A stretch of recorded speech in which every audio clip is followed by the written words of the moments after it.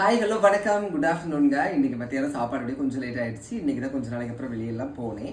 போயிட்டு இப்போ தான் வந்தேன் பார்த்துக்கோங்க. வந்துட்டு அப்படியே நம்ம சாப்பாடு எப்படி போட்டுடலாமா?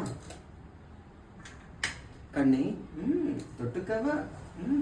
தொட்டுக்கிட்டா பத்திக்குமே, பத்திக்கிட்டா பத்தட்டுமே, அஞ்சுகமே நெஞ்சு என்னை விட்டு விட்டு துடிக்குது, கட்டளகி ஒன்று என் கண்ணு மூடிப்பது, கொத்தி விட வேண்டும் என்ற கொக்கு என்னை துடிக்குது, தப்பி விட வேண்டும் என்ற கெண்டை மீன் துடிக்குது, குடிக்கிற மீனுக்கு குளிரன அடிக்குமா, பசி தாங்குமா இளமாங்கனி பரிமாறவா, வனிதாமணி வனிதாமணி வதனமோகினி வந்தாடு பம் பம் பபம், கனியோ கனி உன் ருசியோ ருசி கொண்டாடு பம் பம் பபம்.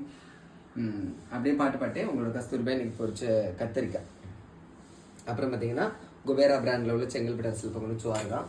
அப்புறம் நிறைய பேர் கேட்டே இருந்தீங்க அது என்ன பிராண்டு அது என்ன பிராண்டு அப்படின்னு சொல்லிட்டு. இப்போ நாங்கள் இந்த பிராண்டு தான் வாங்கிட்டு இருக்கோம், சரியா? அதனால் அப்புறம் வந்து நேற்றுக்குள்ள மீன் கறி தான், சோள மீன்.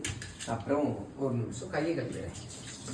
இன்னொன்று பார்த்தீங்கன்னா எங்கள் அம்மா வந்து இன்னைக்கு இந்த கிழங்கு வாங்கியிருந்து பார்த்தீங்களா 10 ரூபா தானம்மா, அதை சுட்டுட்டு அவள் பார்த்துருங்க, சுட்டு போட்டுட்டு நான் வீடியோ எடுக்கும்போது அவங்கக்கிட்ட அதை உரிச்சு காமி அப்படின்னு சொன்னாங்க. பாருங்க கிட்ட கட்டுமா, கிழங்கு சுட்ட கிழங்கு பார்த்துருங்க, நல்ல டேஸ்ட்டாக இருக்கும். இது இப்படி உரிப்பாங்க. தொழி உரிக்கிறது கொஞ்சம் கஷ்டமாக தான் இருக்கும். ஏம்மா ஓகே, இப்படி இருக்கு. கிழங்கு சுட்டு சாப்பிட்றதுமே சூப்பராக இருக்கும் பார்த்துக்கோங்க. நீங்கள் கிழங்கு சுட்டு சாப்பிடுங்க அப்படின்னா மறக்காமல் கமெண்ட்டில் சொல்லுங்கள். ரெண்டாவது எங்கள் அம்மா தொழிலெல்லாம் உரிச்சு தருவாங்க. ஓகே, இன்னைக்கு இவ்வளோதான் ஸ்பெஷலுங்க. நீங்கள் என்ன சாப்பிட்டீங்கன்னு மறக்காமல் கமெண்ட் பண்ணுங்கள். பிடிச்சி லைக் பண்ணுங்கள். தேங்க்யூ.